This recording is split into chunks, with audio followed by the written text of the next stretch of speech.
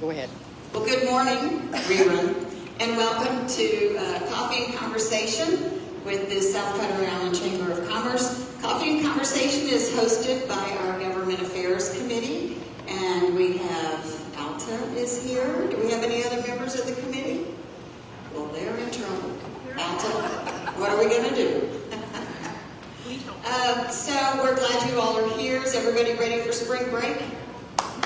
Woo, Texas week coming up this weekend, starting all next week. Get your beads out and your bikinis or lock yourself in your house, whatever works for you. Before we get started, we're very pleased to introduce the group that we have today. But before we get started, you have some little sheets on your table. We have a ton of events coming up. Alto, can I borrow that one for just a second? Because I didn't bring one with me. So tonight, we have at 5:30, we have a ribbon cutting at the new Jonah and the Whale. I'm sure you all have seen that because you can't miss the Whale. And then also the candy store in there, Sugar Kingdom. And boy, can you get a sugar fix in there. So we're having a ribbon cutting for both of those places tonight at 5:30. So we invite all of you and all of you that are listening at home or wherever you are. And then on March 23rd, we will be in Brownsville for Tropical Trails RV Resort. That's going to be a joint ribbon cutting and mixer with the Brownsville Chamber. So we hope you can attend, and that's at 4. And then at the end of the month, Nautico Island Grill. The old Captain Roy's building. If you haven't been there, it's fabulous. And so make sure you join us for that ribbon cutting and mixer at 5:30. And then April, we've got another anniversary mixer at Crystal Rose Salon. We have another coffee and conversation. We have lunch and learn. That'll be on the 13th with Ibis. And then another ribbon cutting at Calypso. And then another lunch and learn at the end of April. So we have a very busy schedule. Y'all pick this up. You can always go on the chamber website, sbichamber.com, and find out all of the events. And we have some more coming up. I do want to mention one thing. I sent out an email at the beginning of this week talking about the employee retention credit. We all know that we went through a terrible time during COVID, and there are still opportunities out there for you to get funding credit on your keeping your people working. And this is a really, really good program. There are millions and millions of dollars that have not been used yet because people they either don't know about it or they think, oh, I'm not eligible. Well, that's not the case. And so I urge you, I sent out this email. We are looking at bringing a company in, a firm here, to meet with all of our businesses. We'll have a short seminar, and they can explain to you how you can take advantage of this ERC. Also, I don't know, we probably all know, but right after COVID, or as COVID was maybe, just sort of getting to the tail, we had so many new businesses open, which is just phenomenal. It just shows that entrepreneurial spirit that we all have, that even in this difficult time, people are opening businesses. Well, if you opened a business within a certain period of when COVID was still active and with the time period after, you are eligible for even easier funds to get, because they're just being very generous with businesses that open during these difficult times. So please read that email, respond to me and let me know if you're interested. Don't ignore it, because you don't want to miss out on money. The company that I'm working with just had someone on the island that got $77,000. So it's there, and you can take advantage of it. Let the chamber help you. That's what we're here for. Okay, so today we have this friendly-looking, wonderful, bright-eyed, bushy-tailed group from Origins Recovery Centers. Origins has been here for a long time. Do we know them? Okay. It's not a secret organization. They are very community-minded. They want to get involved in the community. They are doing fabulous work, and they are an asset to our community. And I think more of us want to know what they do, and more of us should know what they do. They are our partners here on South Padre Island. So I want to introduce you to Scott Vandenburg. He has a whole bunch of letters behind his name, and he told me just go through the alphabet. You'll get several of them. But Scott is the Vice President of Operations and the Executive Director. He has been a dedicated member of the Origins team since 2014, and he lives here on the island. We were just talking about spring break. He's got his beads ready. In this role, he oversees all the programs at the facilities here on the island. He is a licensed professional counselor, a licensed chemical dependency counselor, and a certified anger resolution therapist. Huh. Did y'all hear that? Because some of us really need that. And I'm not looking at anyone in particular. I'm looking out the window. He is also a Six Sigma black belt, which is not karate. He is very passionate about the 12-step philosophies and the treatment model of Origins, because these principles have been an integral part of his personal recovery from addiction and alcoholism. He went to Boise State University, and he holds a bachelor's in sociology and an MBA. From the Hazelden Betty Ford Graduate School of Addiction Studies, he holds a master's in addiction studies. Working in treatment is a departure from his previous career, but Scott is convinced, this is great, that helping others recover from a seemingly hopeless state of mind and body is his ultimate purpose in life. And that is wonderful. So Scott, come on up.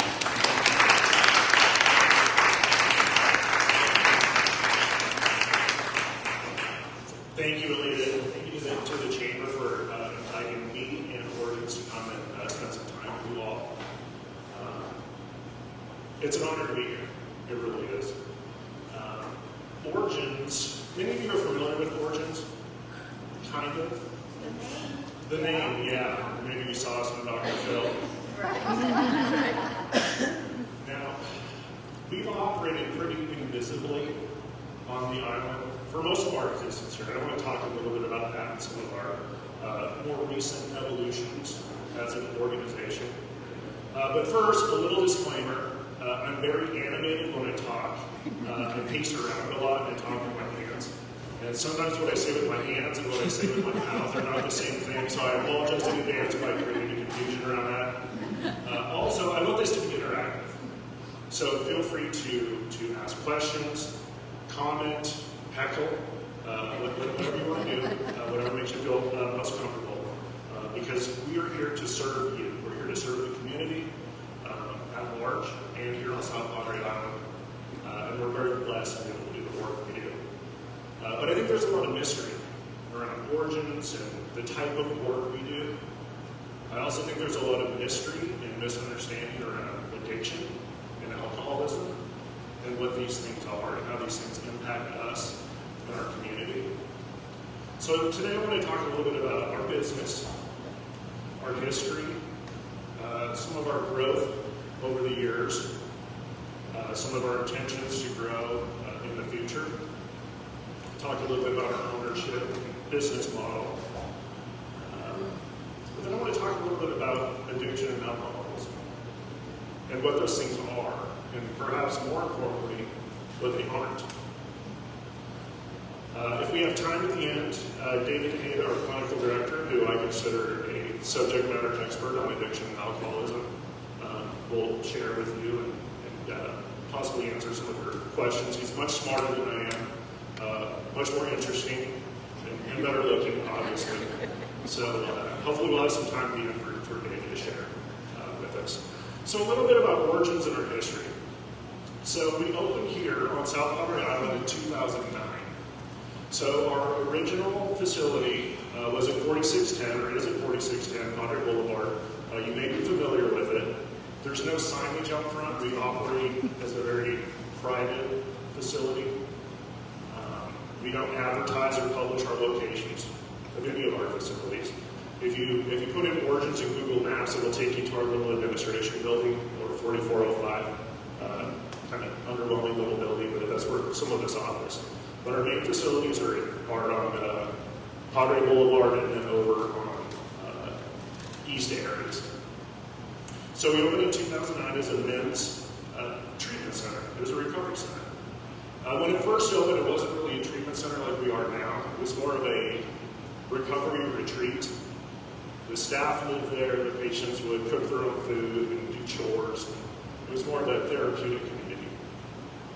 But in 2010, they got licensed, brought in medical services, clinical services, and became the treatment center that we know now. In 2012, we opened Hannah's House, which is our women's facility. So one of the hallmarks of Origins treatment is population-specific treatment. And as I talk a little bit more about our different locations, it'll make more sense. But here on South Padre Island, what that means for us is we have gender-specific treatment. So we have a men's unit and a women's unit. Now, never the twain shall meet. So our populations never mix. We think that's a very important part of our treatment model. As Alita mentioned, I'm in recovery, and sober since 2012, and I've been in a lot of treatment. I've also been in co-ed treatment centers, and there could be a lot of distractions in co-ed treatment centers. I probably don't need to explain. So for a variety of reasons, we do population-specific treatment here, and it found it to be very effective. In 2014, Origins acquired the Hanley Center in West Palm Beach, Florida. That was our first, well, other than Hannah's House, that was our first attempt to grow as a company and as an organization. Within Hanley Center are multiple different programs. So they have an older adult program, they have men's and women's programs, they have a residential mental health program. What else do they have? They have an outpatient program, partial hospitalization program. So it's a little larger facility than we have here. And then in 2019, we opened Origins Counseling Center up in Dallas. It's an intensive outpatient program. They treat both substance use disorders and mental health disorders.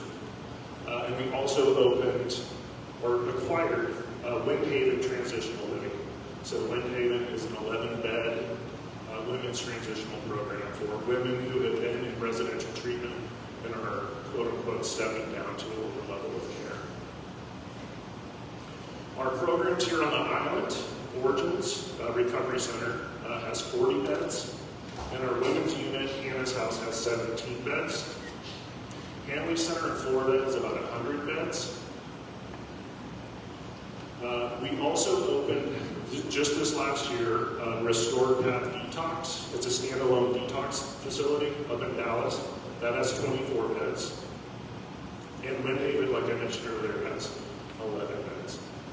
Origins, as a company, has 350 employees, 100 of which work here on South Padre Island. So we have 100 employees working here. The staff we employ include master's level therapists, social workers, nurses, mid-level medical providers like nurse practitioners and physician's assistants. We have clinical psychologists, psychiatrists, as well as our support and operations team, food service, housekeeping, maintenance, and other staff like that. We're owned by TRT Holdings. So TRT Holdings is a company up in Dallas that owns other businesses. It's a business that owns other businesses. Origins is a very small part of TRT's portfolio. So TRT owns other businesses, most noteworthy Omni Hotels, if you're familiar with Omni. Tana Exploration. They dabble in oil and gas a little bit. They used to own Gold's Gym, but unfortunately Gold's Gym did not survive COVID, like a lot of other businesses, so that's no longer in their portfolio. And they have a few other businesses, a few other business interests and investments. But like I mentioned, we're a very small part of their portfolio. And you may be asking, why would a company that big, $1 billion company, be interested in owning a couple small treatment centers? Without disclosing too much, the Rowland family, who owns TRT, has been touched by this illness. And so this is a passion project for them. There are certainly more lucrative businesses that can be involved in behavioral health care. But this is something that's very important to the family, to the organization. So that's how we got into this business. Our CEO is Jim Caldwell. Jim Caldwell used to be the CEO of Omni Hotels. He's still the executive vice president of TRT Holdings. He's been our CEO for about 4 years now. And we're very blessed to have him. Okay, so who do we treat?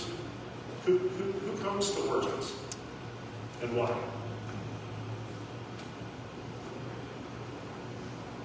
Any guesses?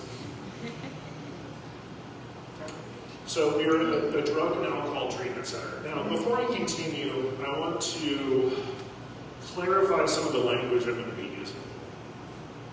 So I'm going to use the words addiction, alcoholism, and the terms substance use disorder and chemical dependency, all interchangeably. So in the clinical and medical world, we refer to people who have addiction and alcoholism, who suffer from addiction and alcoholism, as having a substance use disorder. That's the language we use now. Because the professional community treats this like a disease. And we'll talk a little bit more about that, what that means. So all of our patients, addicts, alcoholics, over half of them have what are considered and called co-occurring mental health disorders. So these co-occurring mental health disorders can be everything from depression and anxiety, bipolar disorder, ADHD, trauma, including PTSD. There's a lot of trauma for this population. We also treat what are called behavioral addictions. So behavioral addictions are things like compulsive gambling, food addiction, screen addiction. When I say screen, I'm talking about like computers and video games. Love and, air quote, intimacy addiction. I'll choose my words carefully for this audience. But often these things are part of the package of conditions that our patients bring in with them. So our intention is not just to dry them out, not just to dry them out and send them home. We consider treatment to be the beginning of a journey that's going to last the course of a person's life. And do we have a clock in here? I'm looking around for a clock. Can I have my phone so I can see what time it is? That's my phone. Okay, I want to be mindful of the time. How much time do I have? Why do you like? If they get up and start walking out, then you know it's probably time. Okay, you can give me the. Okay. You got 30-some minutes. So how big of a problem is addiction and alcoholism in our society? Huge. Big. Okay, it's the right answer. Yeah, definitely the right answer. It's huge. Just a few statistics, just to add context to what we're talking about. 1 in 12 Americans meet the criteria for a substance use disorder. 1 in 12. So everyone in this room knows someone with a substance use disorder. Now, you may not know they have a substance use disorder, but statistically, you all know someone, probably several people. Now, sometimes this illness is very visible. Maybe you have that uncle who every Thanksgiving shows up drunk. He's like, oh, geez, what's it going to be? What's it going to be this year? Here we go again. Maybe that black sheep in the family. Maybe that employee. Clearly, something's just not right. Sometimes it's more visible. The homeless person shuffling down the street with a brown paper sack in his hand. Or the junkie in the alley begging for change. Or asking for gas money so I can get home for God knows what.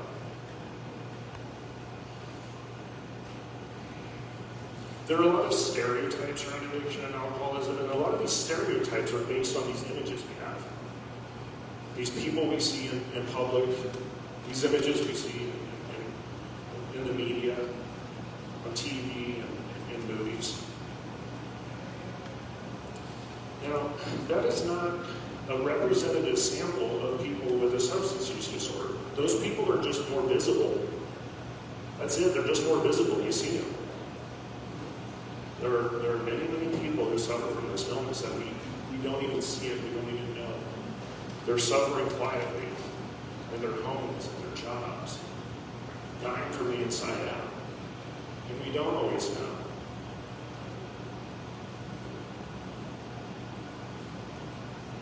Only about 10% of people with a substance use disorder seek treatment. It's not very many. At all. Why is that? Well, one, there's a lot of shame around it. When I was in active addiction and alcoholism, I carried so much guilt and shame. I hated myself.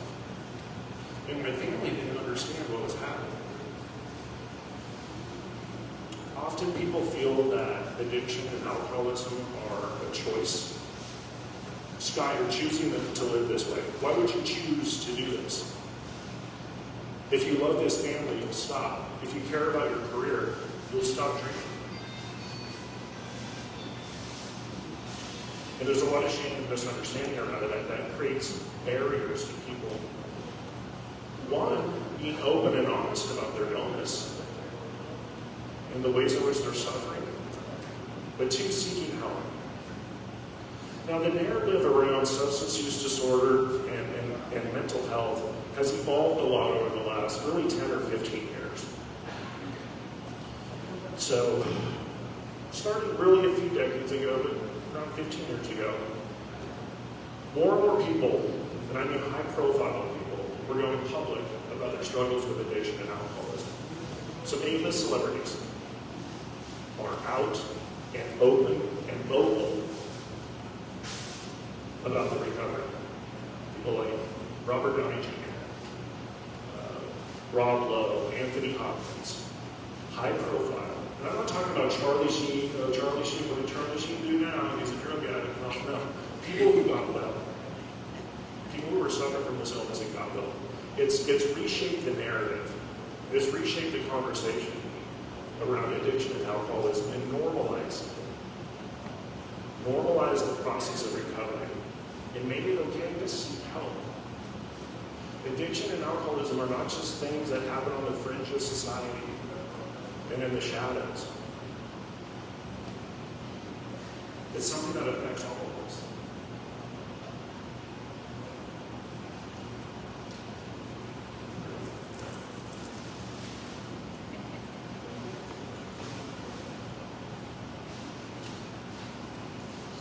So, unless you've been living under a rock, have you heard of fentanyl? Fentanyl. It's a synthetic opioid. It has made its way to the mainstream. We're now finding that it's contaminated other drug supplies. It used to just show up in heroin, but now it's showing up in other drug supplies like cocaine, street cred Xanax, and other pills. So we have a lot of patients who are showing up for treatment, testing positive for fentanyl, and they didn't even know they were taking fentanyl. Again, unless you've been living under a rock, you know a lot of people are dying from fentanyl. Fatal overdoses. So about 100,000 people are going to die this year from fatal drug overdoses. Most of those deaths are the result of opioids. 100,000. It's about 275 a day. About a person every 5 minutes, statistically. So probably 3 or 4 people have died of a drug overdose outside of that you're talking. In the United States, just in the United States. 275 a day. Just a lot of people. Boeing 777, big jet. How many people fit on that Boeing 777? About 300. So basically, every day in the United States, a fully loaded Boeing 777 crashes into the ground, killing everybody on board. That's how many people die. Just from drug overdoses. That's a lot. It's a lot. Now, if that were happening, if a fully loaded 777 were crashing every day, what would society's response be? It'd be a hair-on-fire emergency. Like, we're shutting down the skies. We got to solve this problem. But the people on the plane are innocent victims. The drug addicts, I mean, they're drug addicts. Making bad choices. I don't know that anyone is saying they deserve it. But there's a lot less sympathy. There's a lot less sympathy for drug addicts. Certainly.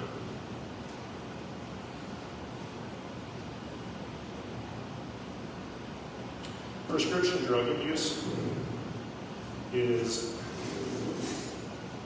the highest growing category of people with substance use disorders, prescription drug abuse. So we have a lot of patients right now who started their journeys into addiction and alcoholism with prescription medications like hydrocodone. You've all heard of Oxycontin, maybe you watched the Hulu series Dope Sick. It's a real thing. So that happened. But also other prescription narcotics like Adderall and Vyvanse, ADHD medications, which are powerful amphetamines, by the way. Chemically not that different than meth. Anti-anxiety medications like benzodiazepines, so Xanax, Klonopin, Valium. You don't hear about Valium as much anymore, but these are highly addictive drugs for many people. Get these medications from well-intentioned doctors and start taking them as prescribed for legitimate medical conditions, and yet it turns into a full-blown addiction. Yes? The fentanyl, is it mostly street drugs, or is that finding its way into any of the prescription drugs that are coming out? Street drugs. So, to my knowledge, and correct me if I'm wrong, David, he's the subject matter expert here, they haven't contaminated, like, laboratory-grade, legitimate prescription drugs. But, here's the thing. There are, okay, the illegal drug industry is incredibly big and incredibly powerful and incredibly creative. So there are a lot of what look like legitimate prescription drugs being passed off, but they're manufactured in illegal labs. So I use the term street-pressed Xanax. So these are pills, and people are buying them on the street, or perhaps international pharmacies. They look legitimate. Like they're, for all intents and purposes, they're identical to the prescription drug you get down the street at CVS or at Walgreens. But they contain fentanyl. And just a tiny, tiny amount of fentanyl can be fatal. And one of the reasons it's being put into, it's contaminating other drug supplies is because it makes other drugs more addictive. It's good business. It's really good business for the drug dealers. Keeps them coming back. Young people is, okay, I'm going to go to this party and they're passing around drugs in the party.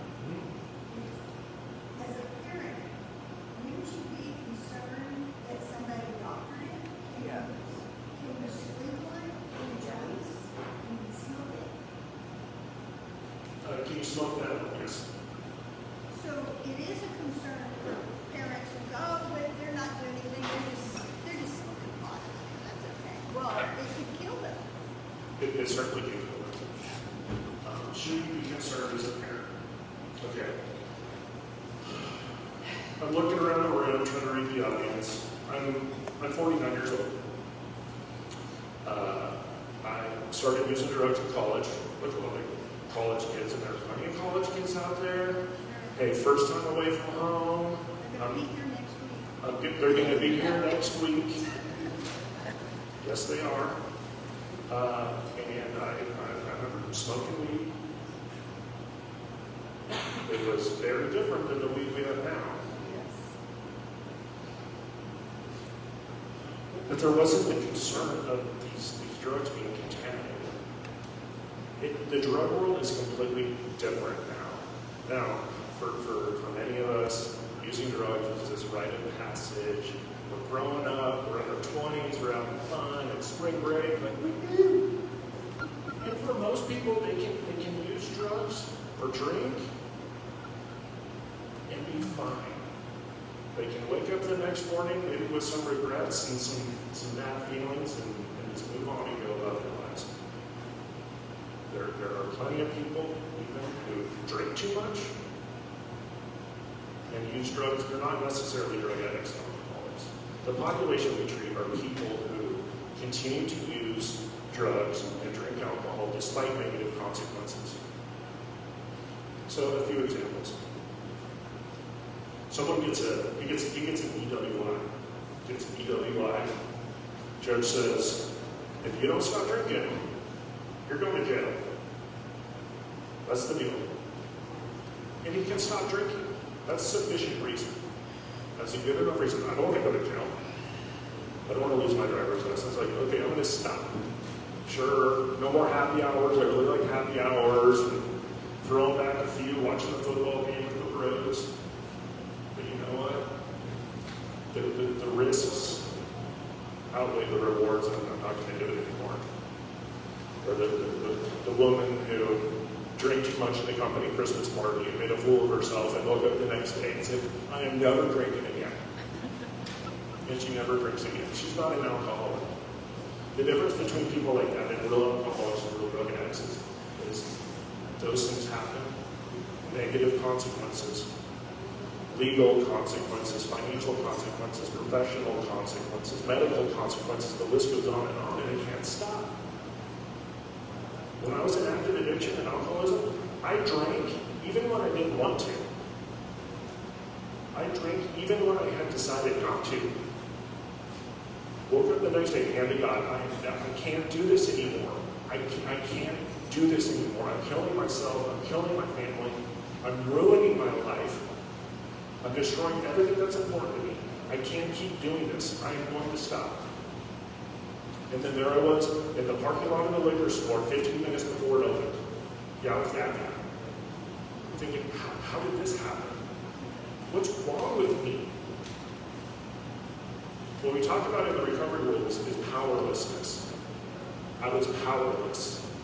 It wasn't a choice. I wasn't choosing to live that way. In fact, I was choosing not to live that way. But I, on my own power, could not change. Despite my best intentions. Despite my broken-hearted mother crying and begging me to stop. Scott, if you love me, if you love this family, if you care about yourself, why can't you stop? Pull yourself up by the bootstraps, make a choice, and just stop. No. Wish I could, but I couldn't. I needed help. My broken brain could not fix my broken brain, despite my best intentions. And I was literally dying. I was literally dying. I'll say this now. I got sober at Origins. 2012, that's how I ended up on this island. I joke that I started as a patient, worked my way up to executive director and vice president. Look, when I got here, I didn't have a driver's license or a bank account. I was broken. Broke, alone, sick, miserable, unemployable, college dropout. I didn't have anything. I was living in my parents' basement, 38 years old. Nothing. Couldn't hold down a job I was overqualified for. Just burning it all to the ground. Yes? So, do you have standard length programs, or is it just depending on the situation, or? That's a very good question. So enough about me. I want to be more than just like a show company for emergency. Yes, so all of our patients are here for a minimum of 30 days.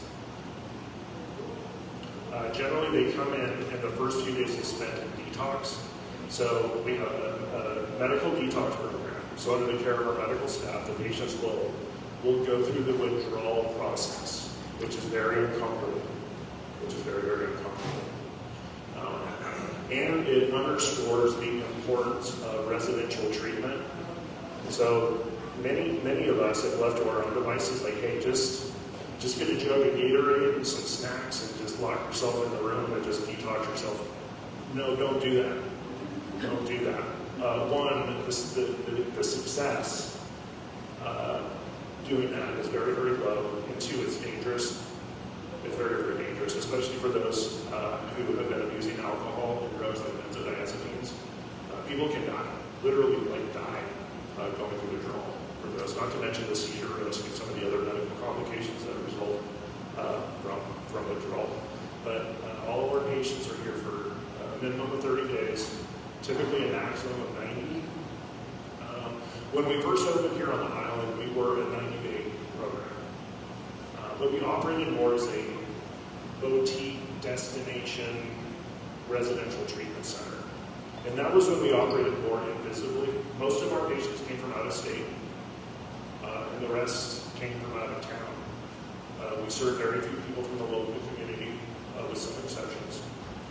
One of our recent evolutions is we've gone in-network with several payers, insurance companies, which makes our services more accessible, affordable to middle America. So this disease does not discriminate. And so we don't want to just offer our services for a small part of the population who can afford it. Treatment's expensive.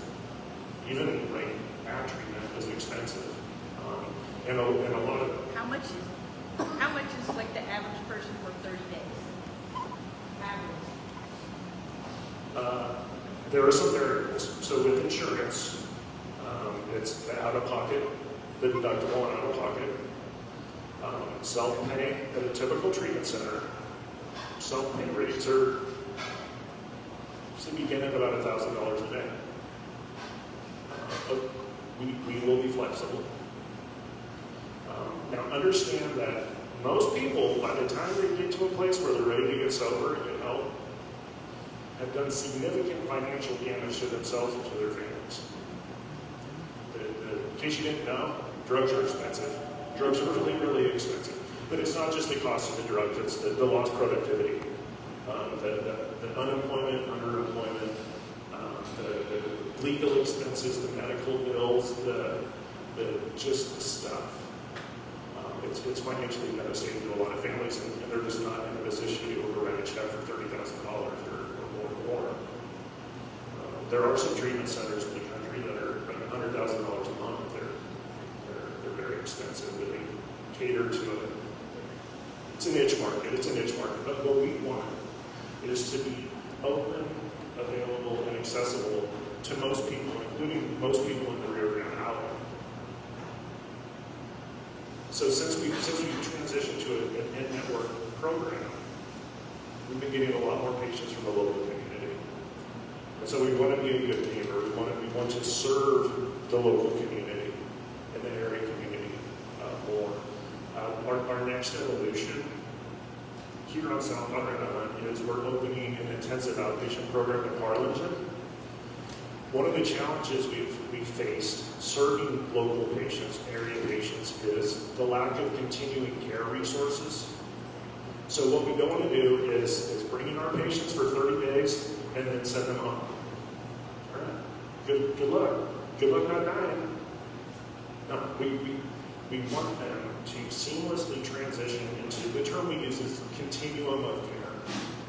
So for many of our patients, it's sober housing, therapy, outpatient services.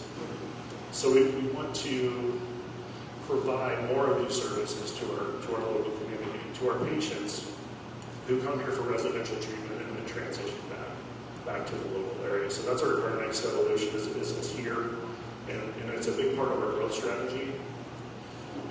The future of healthcare is outpatient services, and I don't mean just behavioral healthcare, I mean across the board. The operating costs of large hospital systems and large hospitals is extraordinarily high. And all healthcare providers are under a lot of pressure by payers, insurance companies, to offer services more affordably. That's all kind of behind the curtain type stuff.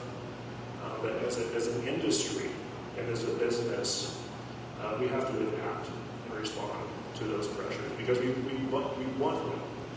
In a perfect world, everybody who has a substance use disorder can afford to come to treatment for 3 months and then take another 6 months out of their life to go to sober housing and continue to stabilize. And it's just not an option. It's just not an option. Insurance isn't paying for it. Most people can't afford that kind of care. So we want to provide access. We want to reduce some of those barriers. Yes, a couple of questions.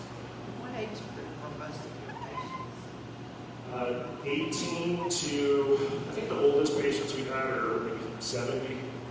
Hanley Center in Florida has an older adult program that is able to meet the clinical and medical needs of the older population. Surprisingly, or maybe not surprisingly, there are a lot of elderly people with substance use disorders. A lot of prescription drug addicts, but a lot. It's different. Many of them started later in life because a lot of drug addicts and alcoholics just don't live that long untreated. I mean, that's sad reality of this, but there's a demand for that. But our programs here, there are stairs, there are some limitations with our facilities to treat patients with mobility issues, for example. But most of our patients here have 18 average age right now, probably what, 30-ish, mid-30s. Most of them are younger than most of your patients. Most of them are younger, for a variety of reasons, including drug addicts and alcoholics just don't live that long.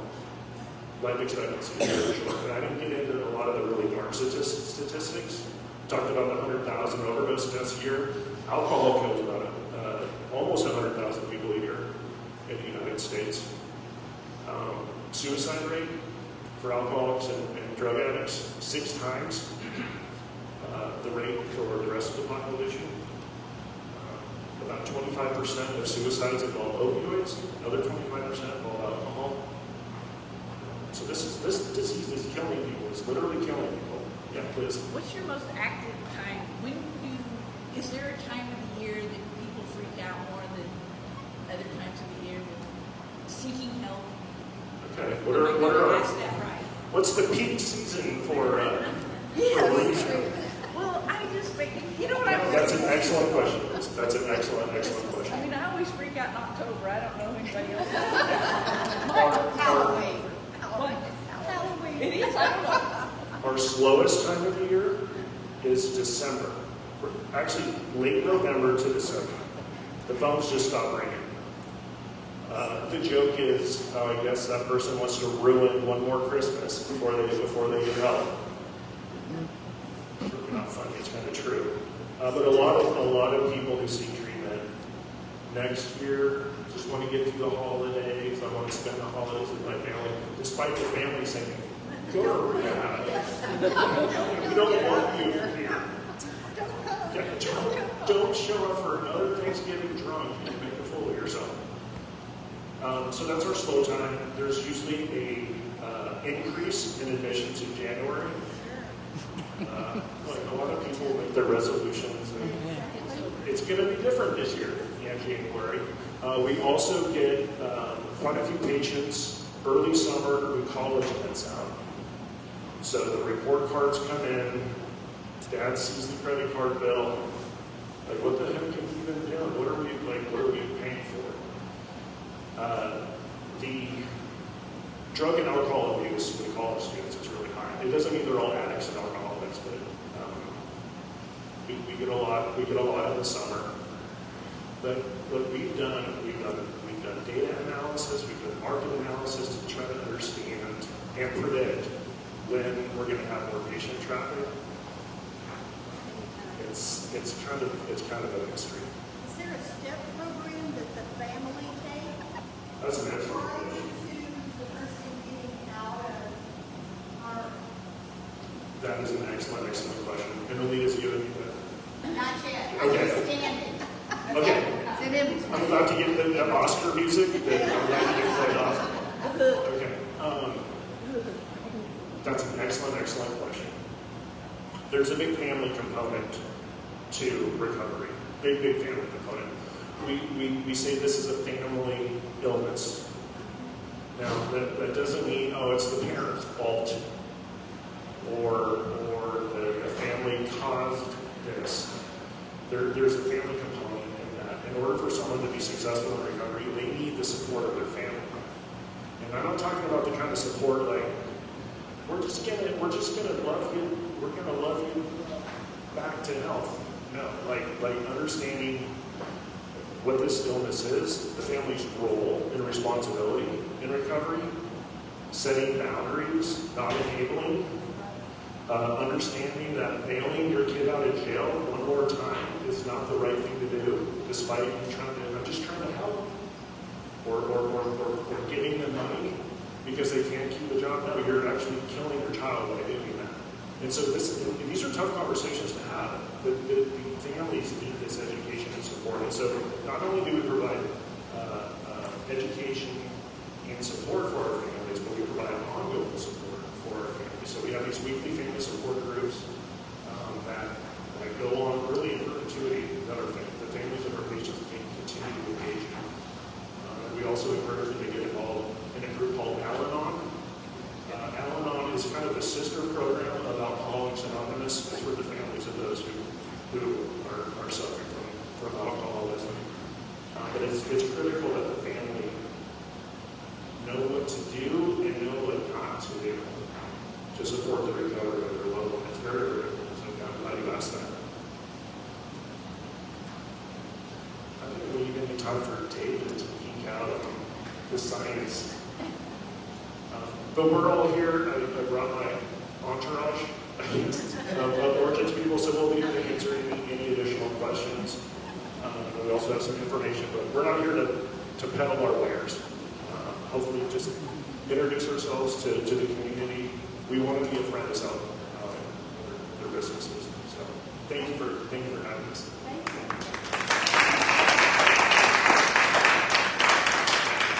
Well, Scott, I think this year could have sat and listened for another hour, but we have to get back to work.